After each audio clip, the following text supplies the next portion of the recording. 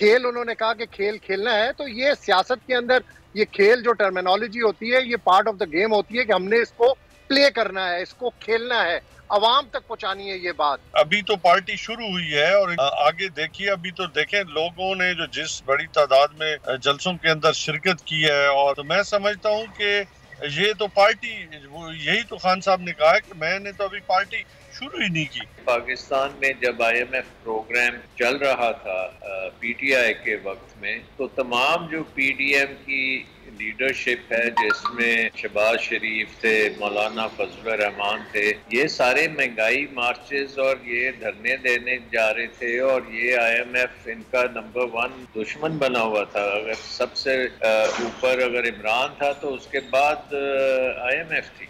खेलते हैं जब अपनी आप क्रिकेट को मेरिट पर खेलते हैं। आप इस वक्त अगर देखेंगे तो फिर सब लोग बात कर रहे हैं आपकी मिडिल ऑर्डर बैटिंग परफॉर्म नहीं कर रही, मिडिल ऑर्डर बैटिंग परफॉर्म नहीं कर रही। अरे मिडिल ऑर्डर बैटिंग आपकी परफॉर्म कब करेगी कि जब उसे मौके तो मिलेंगे। सब्सक्राइब करें और बेल दबाएं ताकि कोई खबर रह न जाए।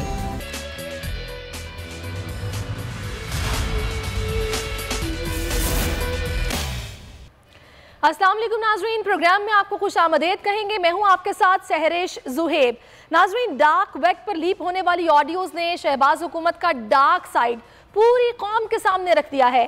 सोशल मीडिया पर लीक होने वाली ऑडियोज में वज़ीर-ए-आज़म शहबाज शरीफ, मरियम नवाज, नून लीगी क़यादत और हुकूमती ओहदेदारों की जिस तरह की बातें सामने आई हैं, इससे उनके अज़ाइम का अंदाज़ा लगाया जा सकता है। ये तो पहले ही सबके सामने था कि डमी वज़ीर-ए-आज़म शहबाज शरीफ को अहम तैनातियों और अहम फैसलों पर ब्रीफिंग तो लंदन से मिल रही थी।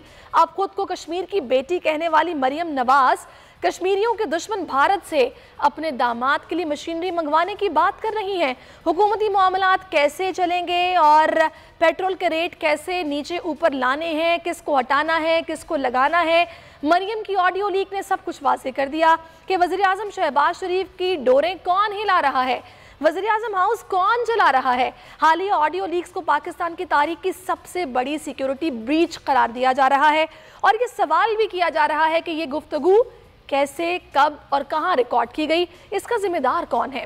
इन ऑडियोज़ के लीक होने के बाद पाकिस्तान की साइबर सिक्योरिटी पर कई सवालात उठ गए हैं, लेकिन पाकिस्तान में सियासी अस्करी शख्सियात की वीडियोज़ और ऑडियोज़ लीक होने का कोई पहला वाक़या तो नहीं है, लेकिन हालिया वाक़या इस नौयत से मुनफरिद इसलिए है क्योंकि इससे पहले पाकिस्तान के किसी वज़ीर-ए-आज़म या अहम शख्सियत की मुबैना ऑडियोज़ या वीडियोज़ डार्क वेब पर लीक हुई और ना ही उनकी फ़रोख्त के लिए बोली लगाई गई।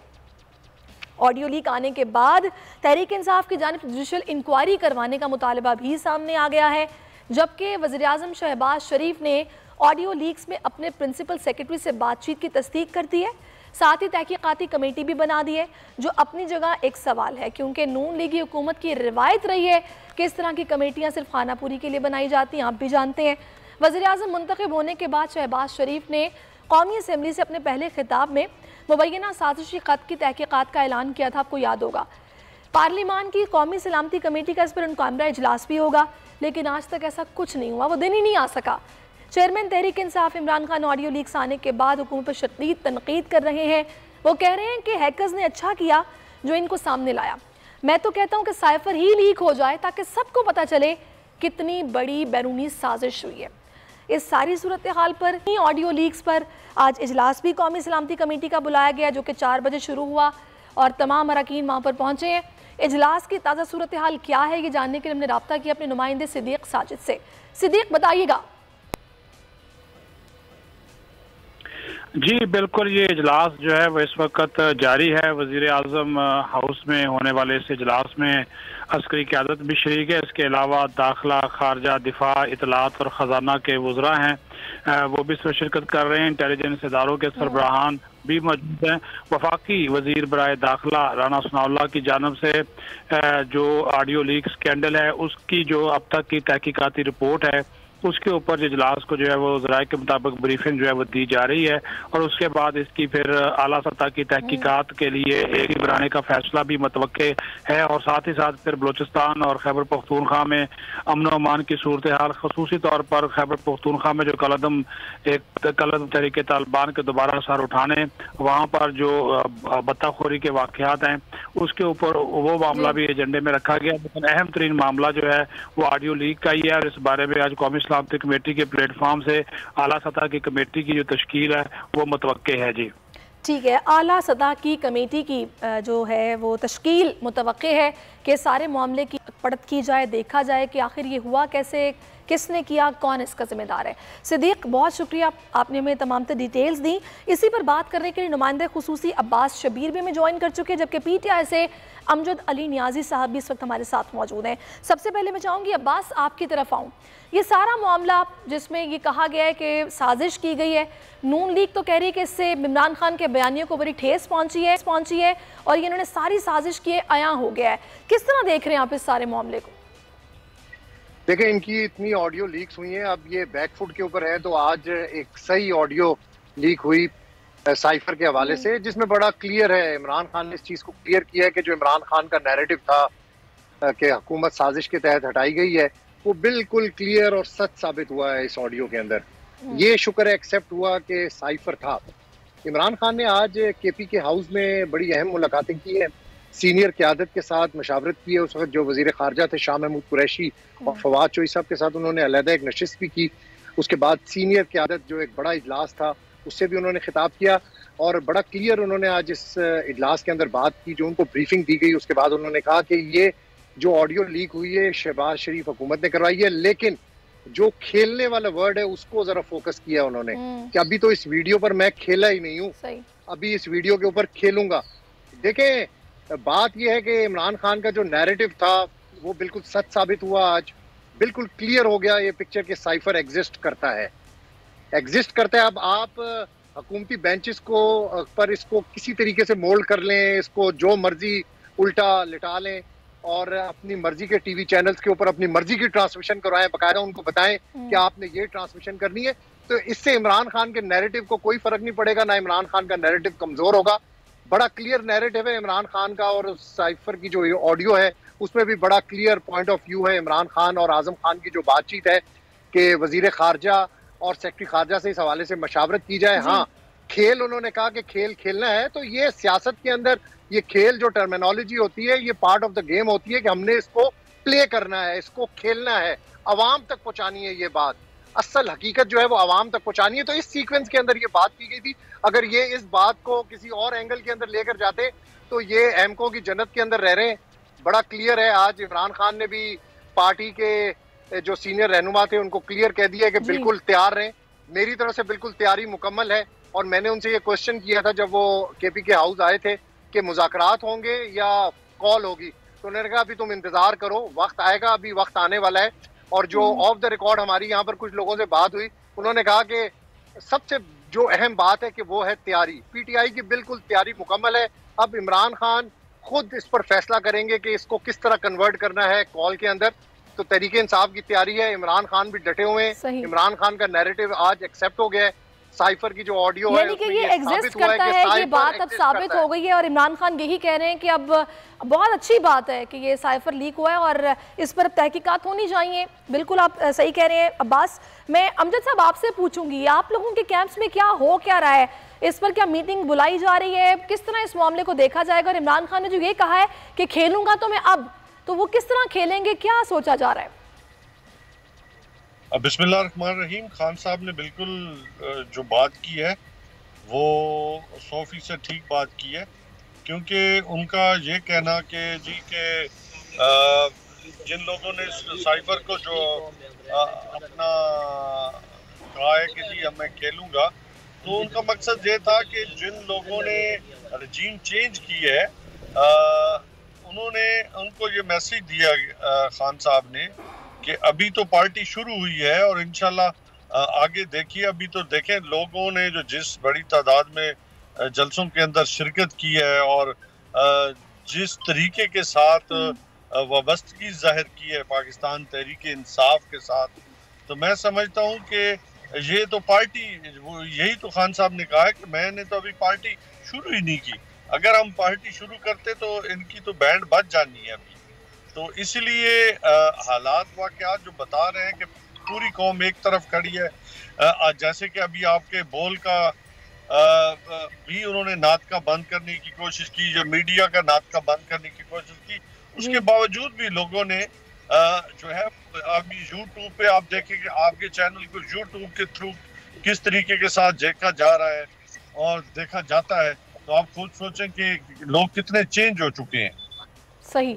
अच्छा अब्बास, मुझे ये बताइएगा कि इस सारी सूरत हाल में अब ये कहा जा रहा है कि ये वज़ीर आज़म हाउस से शहबाज शरीफ ने लीक करवाई है ये ऑडियो, तो ये हो क्या रहा है? वो भी ये बोल रहे हैं कि भी उनकी ऑडियोज़ लीक हो रही हैं, फिर इसी दौरान इस वीडियो का आ जाना, इस टाइमिंग को आप किस तरह देख रहे हैं इस ऑडियो के आने पर?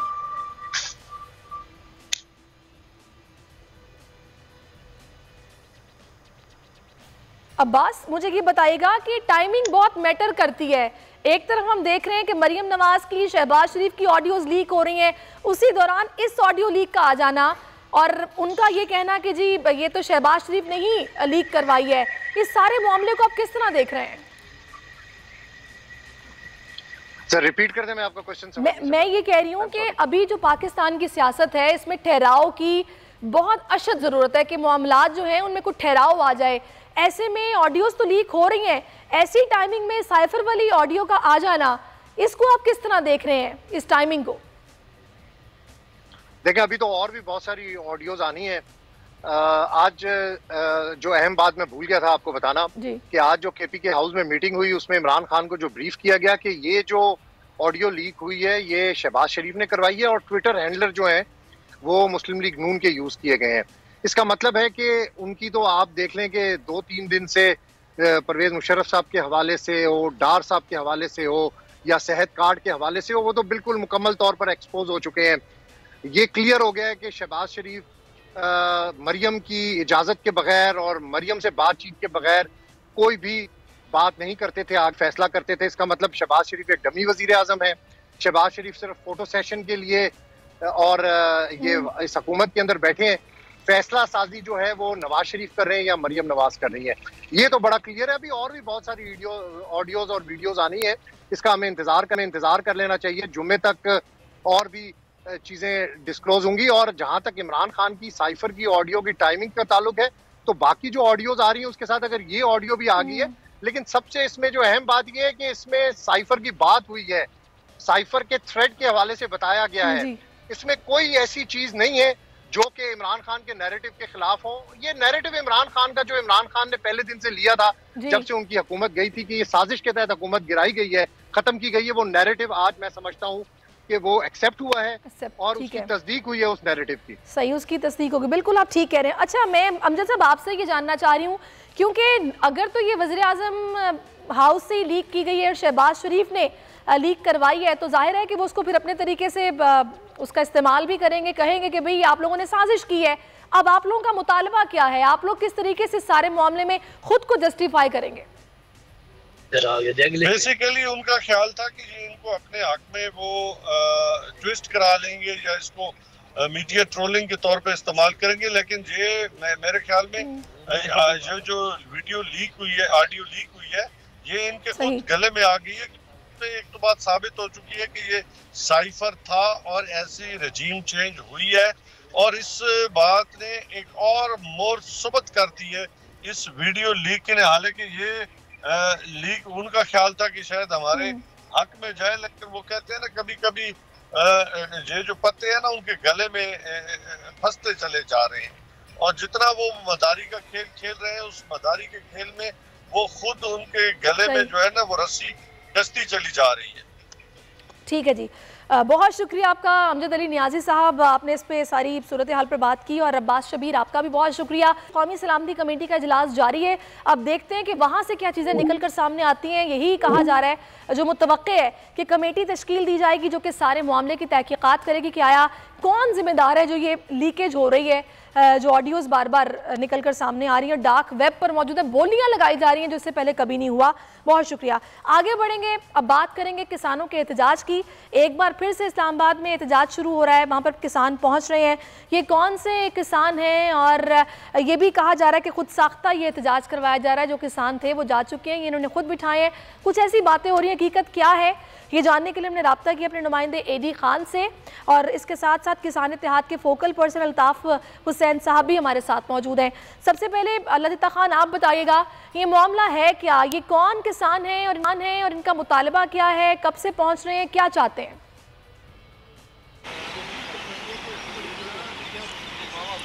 जी बिल्कुल सहरिश, एक तो पाकिस्तान किसान इत्तेहाद का एहतजाजी रैली आई थी एक हफ्ता कबल, लेकिन ये आज एक और टीम जो है वो किसान इत्तेहाद के नाम से ये अपने एहतजाजी रैली लेकर इस्लामाबाद में दाखिल हो चुकी है। इस वक्त ये लोग खैबर प्लाजा के करीब पहुंच चुके हैं।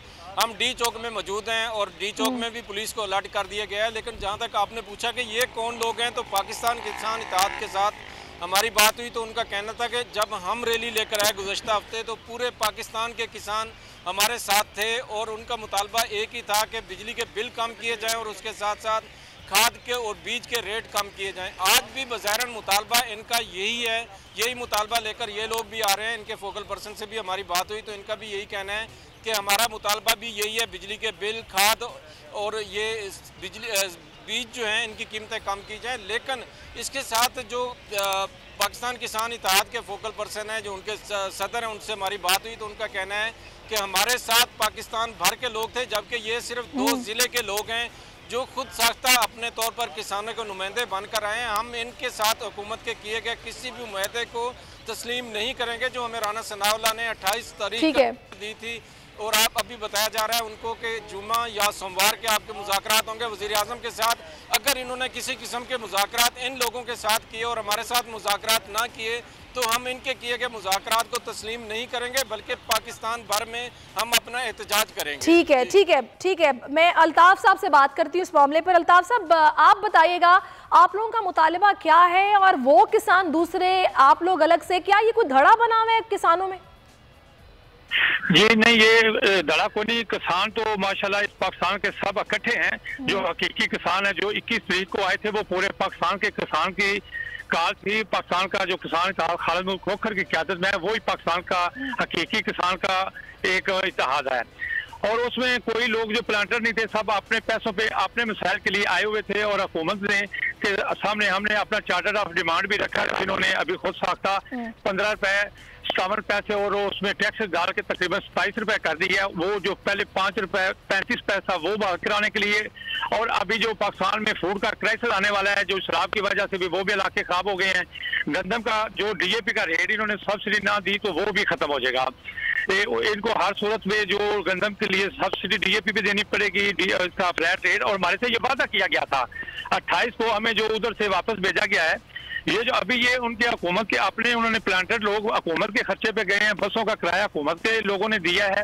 और उसके बाद जो जब हम गए थे तो हमारे लिए तो वो नो गो एरिया बना दिया गया था इस्लामाबाद। आज तो उनके फूलों के गुलदस्ते से लेकर उनका इस्तकबाल किया जा रहा है। अगर वो हकीकी नुमाइंदे होते तो उनके लिए भी रास्ते ब्लॉकिंग होती है। हमारे लिए वाटर कैनन, खारदार तारे और बख्तरबंद। तो अल्ताफ साहब, मकसद क्या है, मकसद क्या है इसका? सर, मैं इसका मकसद है कि जो हकीकी किसान नुमाइंदे आए थे उनके साथ जो वादे किए हैं उनको सबूताज किया जाए। ये खुद साख्ता लोगों के साथ एक खुद साख्ता मैदा किया जाए और आपको मीडिया में खबर चला दी जाए ये हमारा मुतालबात हमने मान लिया है, जबकि ये किसानों के नुमाइंदे नहीं है। ठीक है, ये किसानों के नुमाइंदे नहीं है, इनको खुद भिजवाया गया है। बहुत शुक्रिया आपका अल्ताफ हुसैन साहब, और अब आप मेरे साथ मौजूद है एडी खान, आप दोनों का बहुत शुक्रिया। एक ब्रेक लेते हैं, ब्रेक के बाद वापस आएंगे। कुछ दीगर मामलात भी हैं जो कि बहुत इंपॉर्टेंट हैं, उन पर बात करेंगे आफ्टर दिस ब्रेक।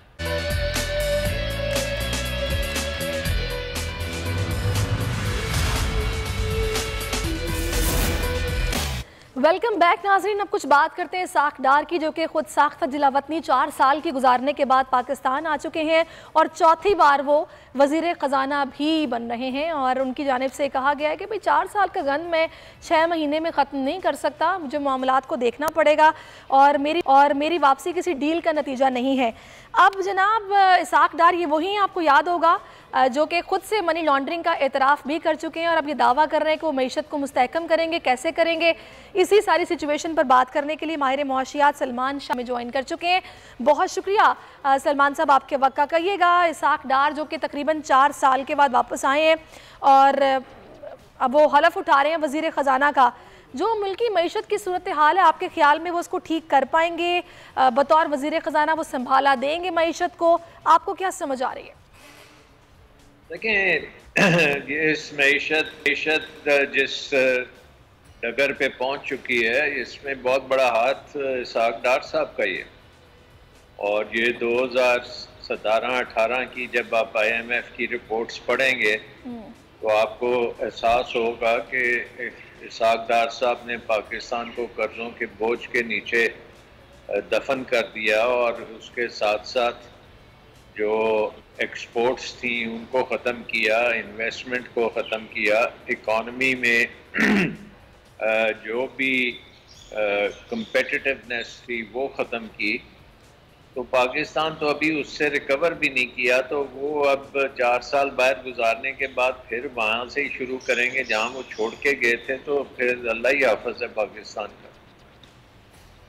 तो इसमें तो कोई शक नहीं है कि इसाक डार साहब के पास कोई कैपेसिटी नहीं है इसके साथ डील करने की। और इस वक्त हमें जो ज़रूरत है वो ये है कि पाकिस्तान की जो डॉलर्स की जो है हमारी इंपोर्ट्स, उनको किसी तरीके से कम करना, एक्सपोर्ट्स को बढ़ाना, रेमिटेंसेस को बढ़ाना, इंटरनेशनल फाइनेंशियल इंस्टीट्यूशंस के साथ कर्ज़ों को रोल ओवर करना, रीफाइनेंस करना, रीस्ट्रक्चर करना। तो इन चीज़ों में तो इसाक डार का कोई एक्सपर्टीज़ नहीं है। और सबसे बड़ी बात है कि उनकी कोई क्रेडिबिलिटी भी नहीं है जो इंटरनेशनली हम कह सकें कि भाई बड़े क्रेडिबल हैं। तो इंटरनेशनली तो उनकी रेप्यूटेशन खासी खराब। अच्छा सलमान, कि आप ये कह रहे हैं कि इसाक डार की कोई क्रेडिबिलिटी नहीं है, तो फिर वो किस तरह काम करेंगे? मिफ्ता इस्माइल बकौल उनके जो वो प्रेस कॉन्फ्रेंस करके कहते हैं कि मैंने मुल्क को डिफ़ॉल्ट होने से बचाया, जो IMF का प्रोग्राम था जो उन्होंने मुअत्तल कर दिया, शराइत पूरी नहीं की गई, सब्सिडी दी गई, हमने उसको बहाल किया, मुल्क को दिवालिया होने से बचाया। अगर उन्होंने बेहतर काम किया तो फिर उनको आगे क्यों नहीं रखा गया? और अगर उनकी कोई क्रेडिबिलिटी नहीं है इसाक डार साहब की, तो फिर वो किस तरह चीज़ों को संभालेंगे?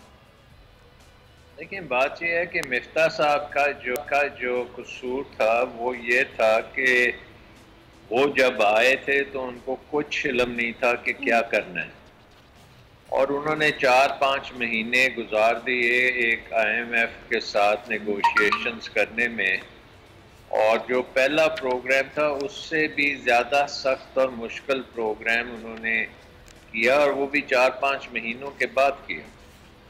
तो मिफ्ता साहब की भी कोई ख़ास ज़्यादा क्रेडिबिलिटी इस तरह से नहीं थी। और IMF के साथ जो एग्रीमेंट हुआ है, तो शहबाज शरीफ साहब ने तो खुद कहा था कि उन्होंने हमारे नाक रगड़वाए हैं।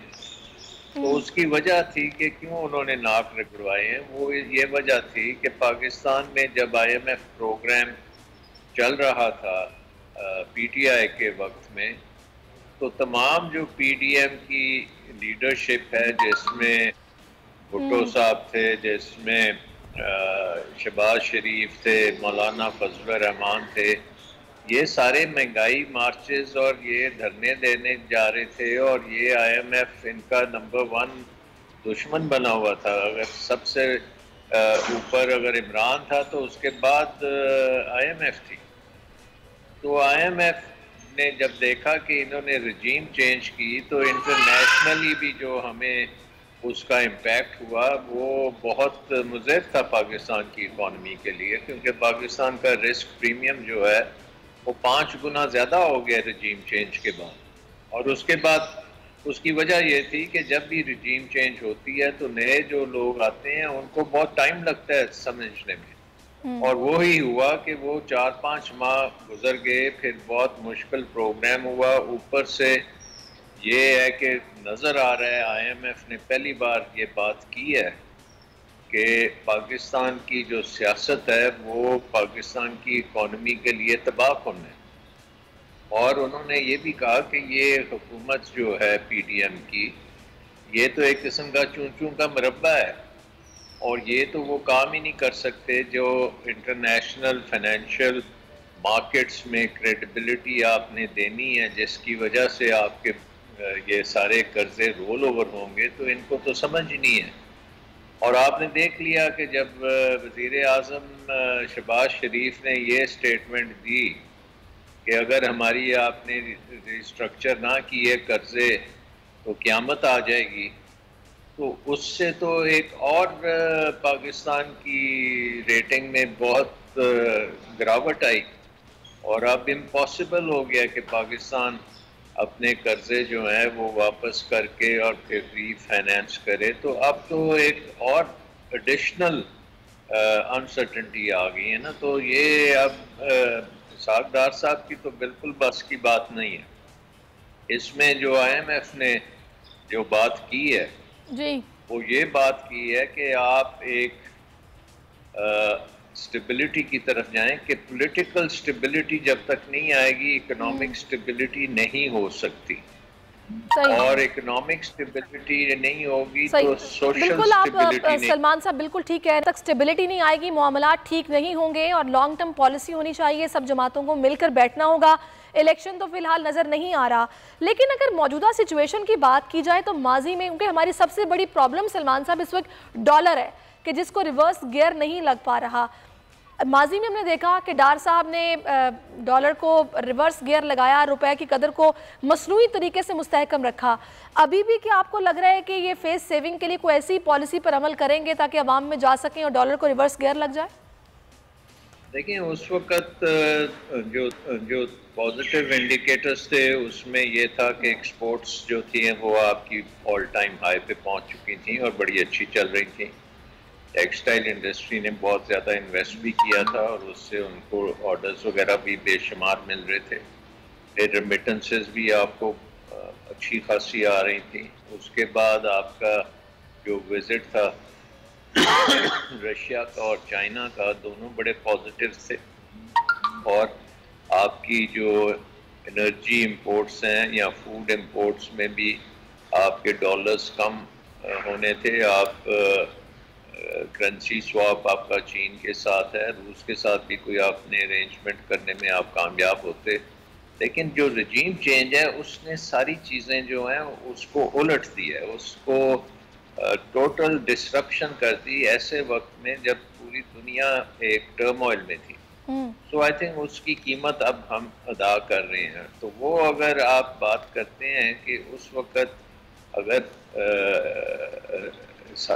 ने मिफ्ता साहब की जगह अगर शौकत तरीन जाते वाशिंगटन अप्रैल में जब IMF के साथ नेगोशिएशन हुई थी, तो उसी वक्त वो प्रोग्राम बहाल हो जाना था, क्योंकि जो भी शौकत तरीन साहब ने एक्शन लिया है उसमें उन्होंने बड़े क्लियरली बताया था कि उन्होंने उसको फाइनेंस किया था, दूसरी जगहों से कुछ कट किए थे एक्सपेंडिचर्स और 300-400 बिलियन का रूम निकाला था, जिसका मिफ्ता साहब जाहिर है कि उनको उसके बारे में ना तो वो उनको पता था, ना वो करना चाहते थे कि वो उस डगर पे चलें।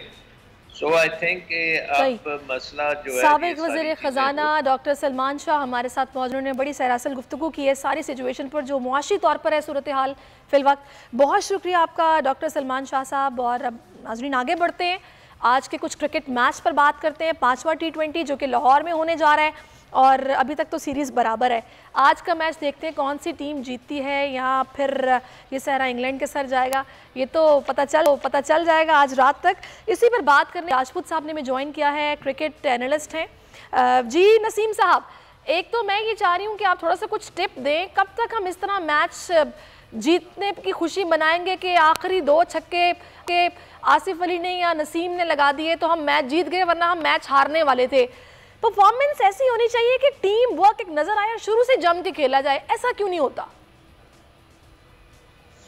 देखिए, ये बहुत इंपॉर्टेंट सवाल है। मैं अपने शोज पे यही सवाल उठा रहा हूँ जो आपने सवाल यहाँ पर रेस किया है, ये बहुत ही इंपॉर्टेंट सवाल है। आप हमारा माइंडसेट वो दिखाई नहीं दे रहा जो माइंडसेट हम दीगर इंटरनेशनल टीम्स का देख रहे हैं, जो इस वक्त नेशनल सर्किट में टॉप पर दिखाई दे रही हैं। आप अगर कंपेयर करते थे, देखते हैं यहाँ पर इंग्लैंड के 4 मेन प्लेयर्स नहीं है। उनकी बैटिंग में और फिर वो हमारी कंडीशन में खेल रहे हैं, हमारी पिच में खेल रहे हैं, वो पिचेस जो बैटिंग के लिए बहुत ज्यादा साजगार दिखाई देती हैं। हम यहाँ स्ट्रगल कर रहे हैं और इंग्लैंड के वो बैट्समैन जिनमें से बहुत सारे पाकिस्तान की कंडीशन में पहली दफा खेल रहे हैं, वो परफॉर्म कर रहे हैं। वजह सिर्फ ये है कि फेयरलेस क्रिकेट खेल रहे हैं। आप फेयरलेस खेलते हैं जब अपनी आप क्रिकेट को मेरिट पर खेलते हैं। आप इस वक्त अगर देखेंगे तो फिर सब लोग बात कर रहे हैं आपकी मिडिल ऑर्डर बैटिंग परफॉर्म नहीं कर रही, मिडिल ऑर्डर बैटिंग परफॉर्म नहीं कर रही। अरे मिडिल ऑर्डर बैटिंग आपकी परफॉर्म कब करेगी कि जब उसे मौके तो मिलेंगे। सही। आपके पावर प्ले में लास्ट मैच की बात करें तो पाकिस्तान जीतने में कामयाब हुआ चंद रन्स की वजह से, वो भी एक रन आउट हो गया था, वरना तो इंग्लैंड वो भी टारगेट चेस कर गया था पाकिस्तान के खिलाफ। उस मैच में भी पाकिस्तान पावर प्ले खेलता है, हमारा कोई खिलाड़ी आउट नहीं होता और हमारा बोर्ड पर स्कोर अगर हम देखते हैं तो 52 होता है। इंग्लैंड के 19 रन पे 3 आउट हो जाते हैं, उनके टॉप ऑर्डर आउट हो जाता है, तो भी उनके 52 रन दिखाई दे रहे हैं। यानी कि टेल भी उनकी जो है वो बहुत अच्छा परफॉर्म करती है। बिल्कुल आप ठीक कह रहे हैं, लेकिन नसीम साहब मैं चाहूंगी कि आप बताएं कि क्या फर्क है लाहौर की पिचेस में और कराची की पिच में, और दूसरा मुझे ये भी बताइएगा आपको क्या लगता है कि आज कितना टारगेट देना चाहिए तो मैच जीत सकते हैं। देखिए, सबसे पहले तो दुआ करें कि बारिश ना हो। कल भी बारिश हुई थी लाहौर में, तो मौसम अभी तक की इत्तलात के मुताबिक तो क्लियर है, लेकिन इस वक्त जो मानसून की कंडीशंस हैं वो आप अक्सर अपने प्रोग्राम में उसका तस्करा करती रहती है, लेकिन इंशाल्लाह मौसम बेहतर रहेगा। पाकिस्तान पिचेस की जहां तक आपने बात की, लाहौर और कराची की पिचेस में एक नुमाया फर्क है। कराची की पिचेस जो है वो इस तरीके से जिस तरह सूखी हुई होती हैं, बैटिंग के लिए साजगार हो जाती हैं।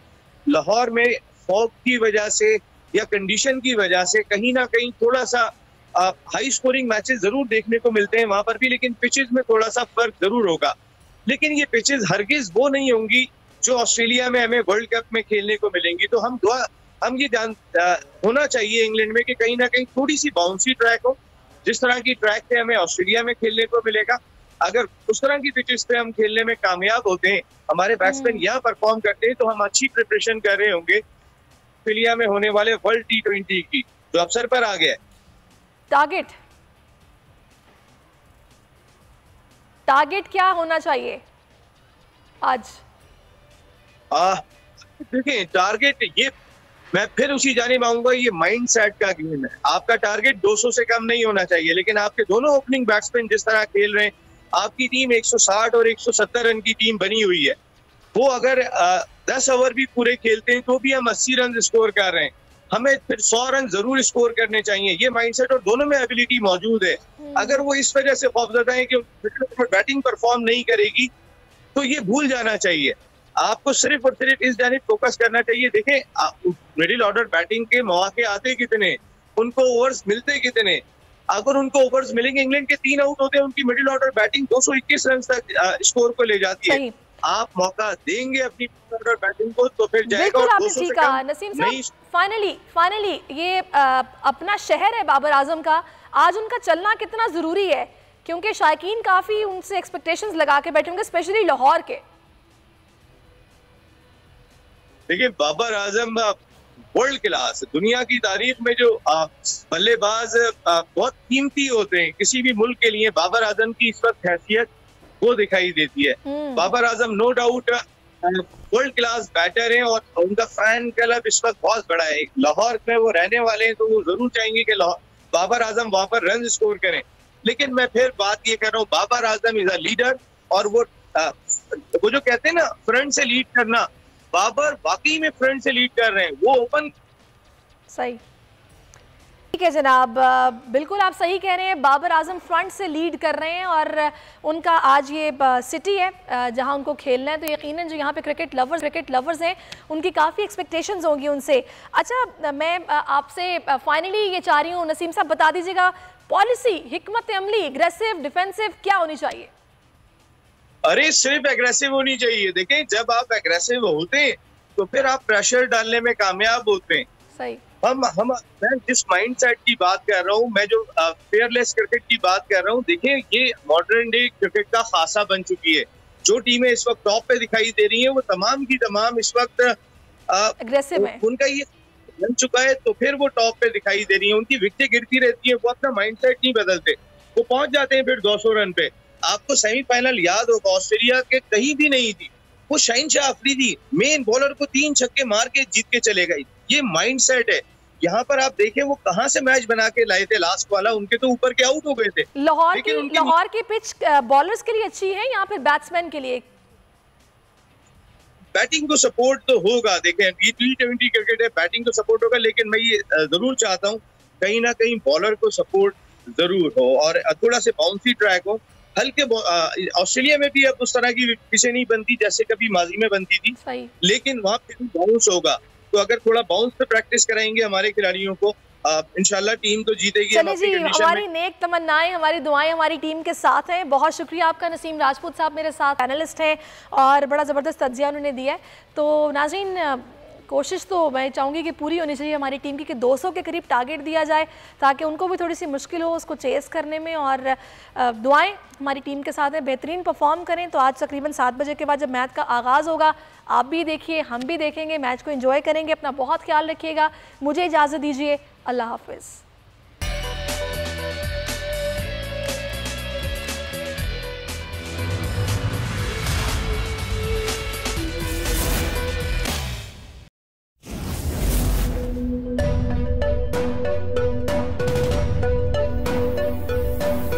यहाँ सबको सिर्फ 1 मिनट मिलेगा and your time starts now.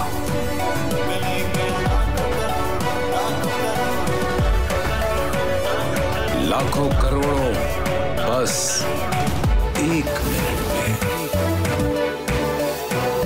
जीतो 1 मिनट में, जीतो 1 मिनट में, जीतो 1 मिनट में, जीतो 1 मिनट में।